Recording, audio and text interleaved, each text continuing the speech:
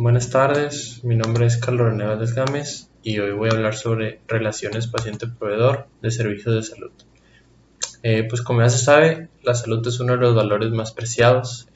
Una buena salud es indispensable para casi cualquier actividad y la mala salud suele interferir con casi cualquiera de nuestros objetivos. En el día de hoy se abarcará el por qué es importante la comunicación entre el paciente y el proveedor, así como se verán las características de la comunicación entre estos y pues los factores que suelen echar a perder o deteriorar esta comunicación. Por otro lado, se verán algunas de las consecuencias de la mala comunicación, como que el paciente no sigue el tratamiento o demandas por negligencia médica. Pero pues, ¿qué es un proveedor de servicios de salud? Un ejemplo sería enfermeras como proveedores. Una enfermería de práctica avanzada es un término que se utiliza para enfermeras que ya tienen más de 2 o 4 años más allá de su educación básica y que tienen responsabilidades frente a los pacientes, como atender a sus pacientes como si fueran médicos. En consecuencia, las enfermeras de práctica avanzada explican trastornos, causas, diagnósticos, pronósticos y tratamientos. Es por eso que se les considera proveedores. Así como el término enfermeras clínicas también comprende enfermeras parteras certificadas, quienes son responsables de dar la atención obstétrica y de los partos también. Es por eso que se consideran las enfermeras como proveedores de salud, así como las asistentes médicos que realizan muchas tareas rutinarias y que tienen una educación casi igual que un médico cirujano. Los asistentes se educan en más de 50 programas, los cuales requieren al menos 2 años de educación. En algunos casos, el asistente médico toma las mismas clases que un estudiante de medicina en su primer año y ya en el segundo pasa por rotación clínica directa con los pacientes, en este caso los hospitales. Entonces, una vez dicho que es un proveedor, algunos ejemplos, entraremos en las características de la comunicación paciente-proveedor. Las críticas al proveedor se van a referir por lo general al uso de una terminología especializada, a la poca retroalimentación y a la atención especializada.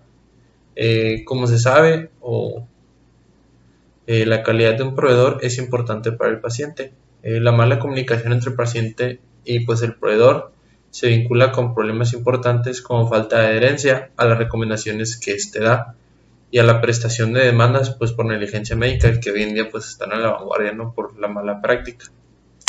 La calidad de esta comunicación se suele juzgar si un médico es cordial, atento y afectuoso, entonces el paciente lo tomará como alguien amable y competente. Es por eso que la comunicación es clave. Mientras que si un proveedor es frío y distante, el paciente lo tomará como algo desfavorable o alguien incompetente, que es por eso que estamos recalcando la importancia. Otro factor de gran influencia que va a tener en la interacción del paciente con el proveedor es la intensa necesidad de ser tomados en cuenta en las decisiones que afectan a nuestra salud. Me refiero que el paciente hoy en día se defiende más por sí mismo, es decir, que tiene más conocimientos que nos puede brindar el internet, es decir, que el paciente es más dependiente de los síntomas que le dice al proveedor, y es por eso que el paciente también toma mucho papel en esto. Los pacientes hoy en día, como estoy mencionando, adoptan actitudes defensoras de sus derechos como consumidores, en este caso del servicio de la salud. Esto por diversos factores. Primero, para hacer que un paciente siga el tratamiento, se necesita con su total cooperación. Y si se quiere lograr una modificación del estilo de vida del paciente, como la dieta, el consumo de alcohol y el cigarro, se va a necesitar toda la iniciativa y cooperación del paciente. Es por eso que hoy en día el paciente toma un rol muy importante en esta comunicación. Entonces, la relación proveedor-paciente, como mencioné, está cambiando por diversos factores, donde la comunicación es cada vez más esencial. Entre los factores que pueden dañar esta comunicación se encuentra el ambiente que se dé en el consultorio donde se trate al paciente, la conducta del paciente, características de la interacción y modificaciones en los sistemas de atención a la salud, que hoy en día es muy importante y se mencionará más adelante. Entrando con el ambiente, una visita médica dura alrededor de entre 12 y 15 minutos. Entonces, en estos minutos es cuando el paciente pues expresa sus males, que no todos son muy abiertos a decirlos luego, sino que hay pacientes muy penosos o por nerviosismo. Entonces a veces esto suele afectar la comunicación, porque pues las personas a veces son muy embarazosas o tardan mucho en ir al médico. Entonces por eso el ambiente es un factor muy importante que afecta la comunicación. Otro factor que afecta pues es la estructura de los sistemas de atención a la salud. Antes se utilizaba lo llamado atención privada o por servicio, donde tú le pagabas a un doctor para que fuera a tu casa y te revisara. Esto pues como dije se llama atención privada, entonces el médico recibía un pago. Pero pues hoy en día se utiliza un sistema que se conoce como Organización para el Mantenimiento de la Salud, donde un empleado o empleador va a pagar una cantidad mensual determinada y este tiene derecho a usar los servicios sin ningún costo adicional. Este sistema se llama atención administrada. En algunos casos, esta Organización para el Mantenimiento de la Salud tiene su propio personal en el que los derechohabientes pueden recibir pues, los tratamientos adecuados que necesiten. En este tipo de sistemas el proveedor pues, no se va a preocupar por la satisfacción del paciente, porque el paciente no paga directamente el servicio, pero sí le preocupa, por ejemplo, lo que pueda pensar un colega de él, debido a que por su recomendación se le van a dar más casos a tal doctor. Entonces, un sistema de esta naturaleza da como resultado una alta calidad técnica en el servicio, debido a quien cometa menos errores, pues se le van a remitir menos pacientes. Entonces, entre más calidad, pues más pacientes se le van a dar al proveedor. En varios casos, estas organizaciones pueden dañar la atención a la salud de varias maneras, así que también como puede beneficiar, perjudica. Entonces, ¿cómo perjudica? Pues los proveedores son presionados para que vean a tantos pacientes como sean posibles. Pues como dije, se les remiten más pacientes, entre más pues recomendado sea el doctor.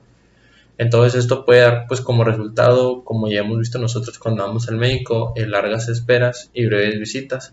Entonces pues el paciente va a sentir que son echados por un proveedor o que no se les da la continuidad de calidad a su atención, y pues con este poco tiempo no se va a establecer una relación personal con el paciente, entonces por eso afecta a la comunicación. Por estos problemas, pues las organizaciones para el mantenimiento de la salud han tomado algunas medidas con el objeto pues de reducir las largas esperas, donde los pacientes van a permitir la elección de sus médicos. Entonces esto garantiza que el paciente vea al mismo proveedor en sus visitas, como se observa en el Instituto Mexicano del Seguro Social, que por ejemplo tal persona tiene tal doctor, va tal día, tal hora. Entonces esta organización ayuda a mejorar esa atención. Otro aspecto pues son los grupos de diagnóstico relacionados a la atención al paciente. Estos grupos pueden lograr una atención eficiente al mismo paciente reduciendo costos.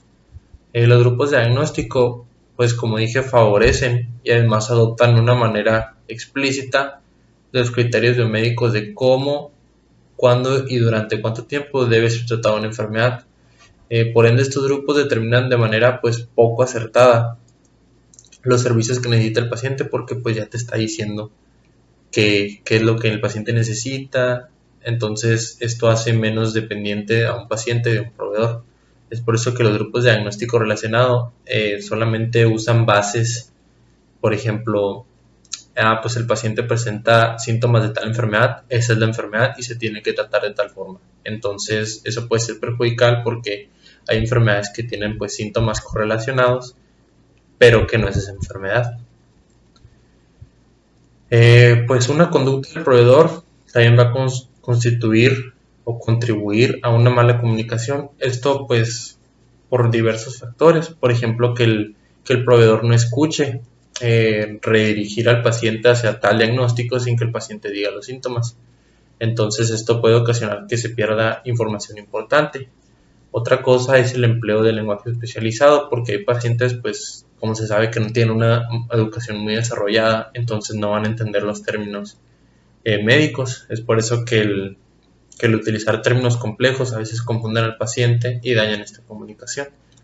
Lenguajes infantiles también, debido a que los médicos van a subestimar a los pacientes porque pues no tienen los mismos conocimientos que ellos, suelen recurrir a un lenguaje infantil y a explicaciones sencillas, que eso a veces puede ser perjudicial porque el paciente se puede tomar ofendido ya que el médico se ríe de él. Otra cosa es el tratamiento impersonal, donde el proveedor despersonaliza al paciente, es decir, que lo trata como una persona más.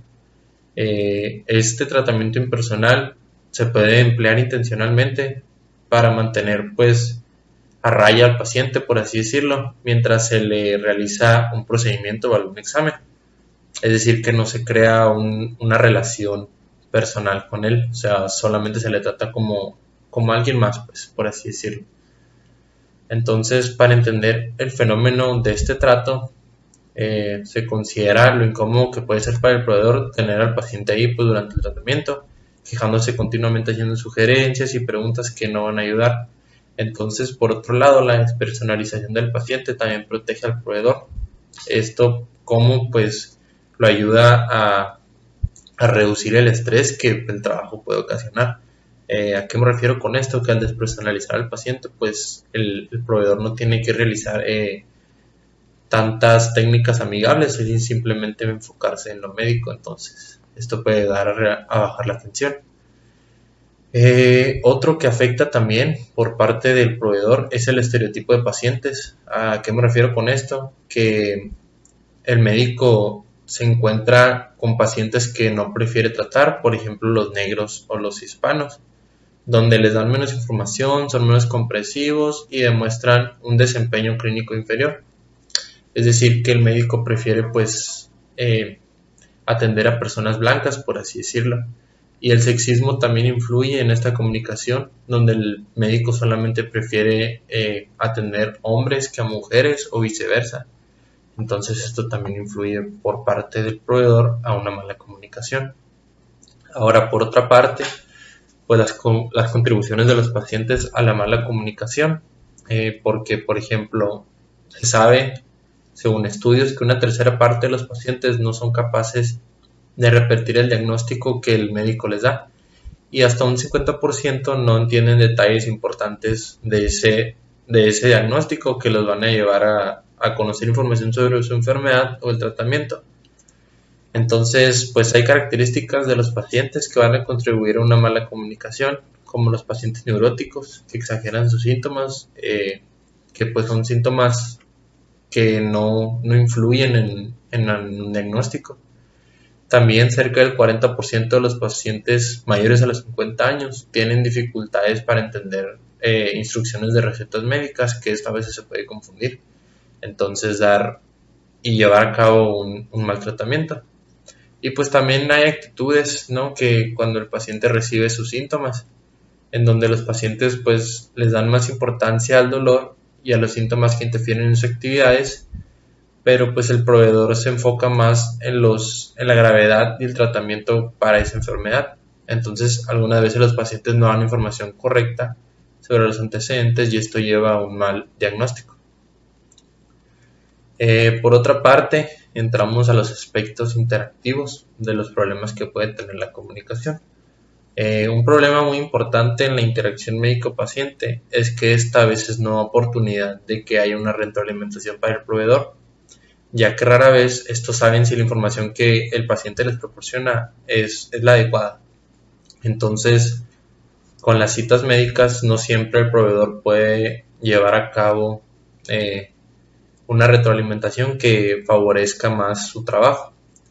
Entonces, este aprendizaje, pues, ¿cómo se va a favorecer? Mediante retroalimentaciones positivas, mientras que las negativas le dicen a uno qué es lo que debe dejar de hacer, pero pues no es como, no qué es lo que tienen que hacer en lugar de eso. Entonces eso también afecta. Bueno, por otra parte pasamos a las consecuencias de tener una mala comunicación entre el paciente y el proveedor. Pues el problema de esto es que los pacientes insatisfechos a veces dejan de utilizar los servicios médicos en el futuro. Por eso la insatisfacción no solo favorece a riesgos en la salud al evitar que hagan uso de esos servicios, sino que también plantean dilemas de cuestión de tiempo y dinero a los organismos de atención a la salud. ¿A qué me refiero con esto? Que al paciente, al no ir, entonces como se programan citas, se está gastando el recurso de pagarle al proveedor para dar esa cita y el tiempo que se le da a ese paciente. Entonces a veces se puede afectar. Otra consecuencia de una mala comunicación es la falta de adherencia al tratamiento.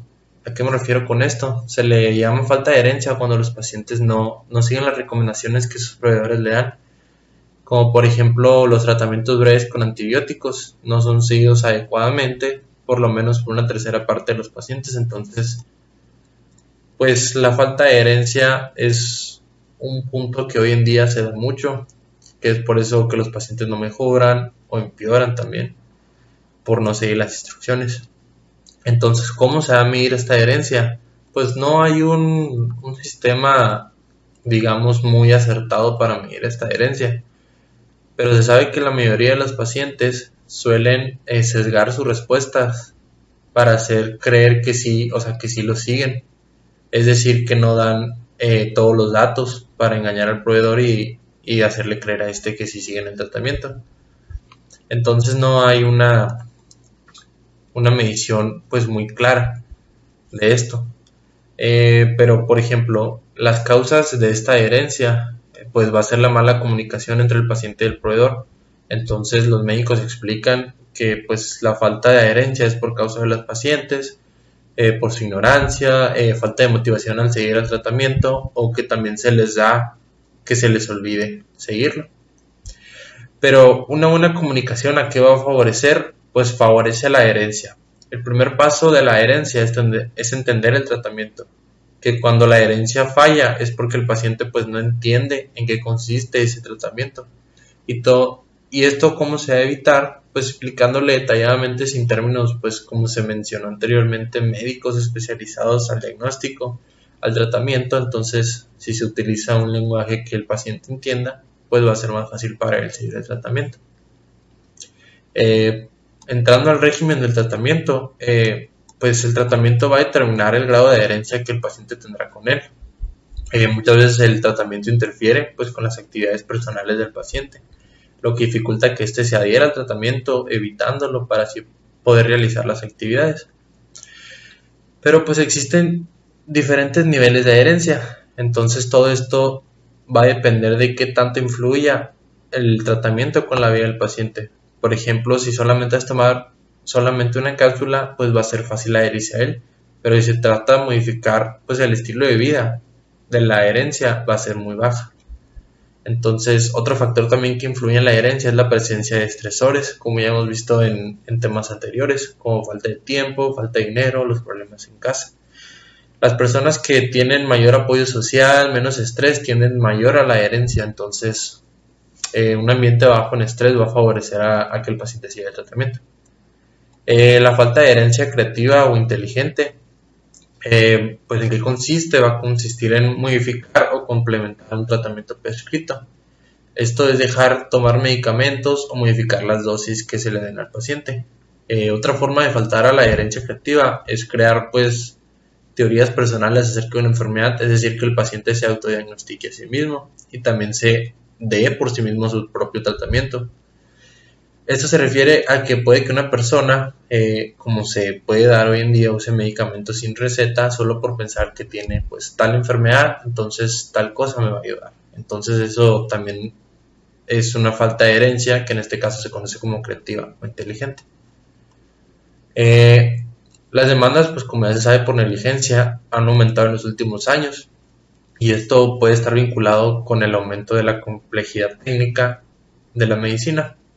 Es decir, que el abuso de tecnologías en situaciones que a veces no es necesario va a llevar a cabo pues una negligencia, es decir, que pues como no se necesita la tecnología, pero se utiliza, Entonces esto va a llevar a una mala comunicación entre el médico y el paciente, entonces el paciente puede malinterpretar eso y llevar a cabo la negligencia médica y las demandas. Pero ¿cómo se va a mejorar esta comunicación entre el paciente y proveedor y cómo se puede reducir la falta de adherencia? Una forma de disminuir la falta de adherencia es enseñar a los proveedores a comunicarse adecuadamente. Es decir, que si un proveedor sabe cómo comunicarse, tiene motivación y tiene la paciencia de explicarle al paciente en términos que él entienda, va a conllevar a disminuir la falta de adherencia. También es importante la comunicación no verbal con el paciente, donde se muestra una buena postura, una buena mirada, que esto puede crear un ambiente cálido o un ambiente frío, es decir, que hay que mirar a los ojos del paciente, hay que mostrar profesionalismo en nuestra postura. Entonces eso también puede llevar a disminuir la falta de adherencia. Entonces, reducir la falta de adherencia pues es importante, ya que ayuda a modificar estilos de vida para promover la salud y evitar la enfermedad. Entonces, hoy en día se les pide a los médicos que asuman actividades de promoción a la salud para reducir esta falta de adherencia.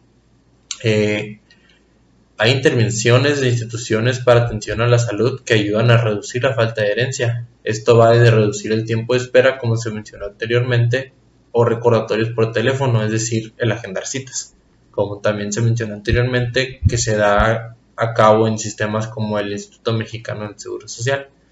Y otras instituciones pues le dan dinero a los pacientes, pero eso puede ser un poco contraproducente porque no siempre se tienen los recursos para llevar a cabo eso. Intervenciones para la presentación del tratamiento es la manera en que se va a presentar el tratamiento, también influye en la adherencia.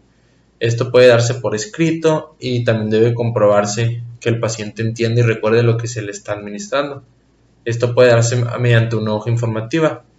Entonces, una vez que se ha establecido una relación médico-paciente, el médico puede emplear su autoridad como médico para influir en el seguimiento del tratamiento. Al ser un médico, es un rango superior y lo que se diga lo toman como válido. Es por eso que el cómo se presenta el tratamiento también influye en la falta de adherencia.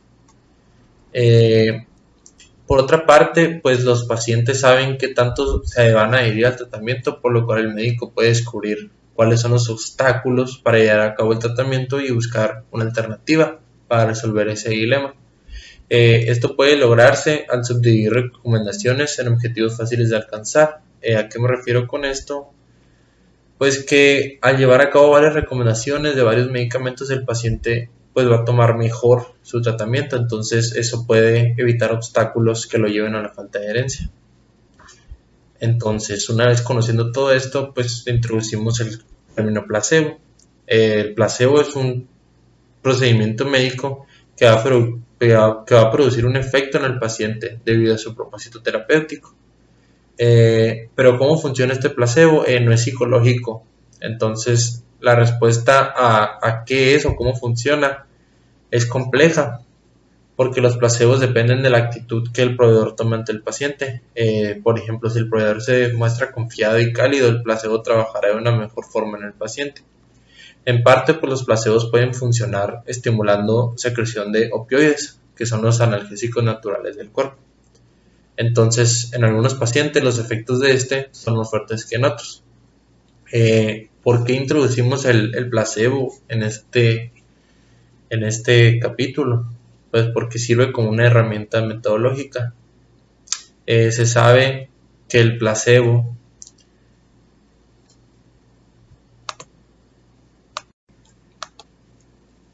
es tan importante para probar nuevos medicamentos, de comparar un nuevo fármaco contra el placebo.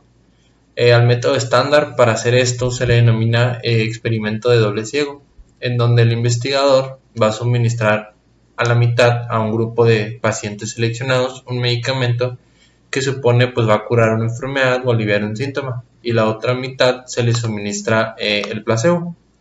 Se le denomina ciego ya que ni el investigador ni el paciente sabe lo que se le ha suministrado. Entonces después se comparan los resultados y los medicamentos pueden parecer 4 o 5 veces más efectivos de lo que en realidad son si no se evalúan frente a un placebo. Entonces el placebo se utiliza para comparar el efecto que tienen los nuevos medicamentos. Entonces, eso sería todo por mi parte. Muchas gracias. En esta ocasión se abarcaron los puntos importantes sobre las relaciones paciente-proveedor de los servicios de salud. Mi nombre es Carlos René Valdés Gámez, Grupo Z03. Muchas gracias.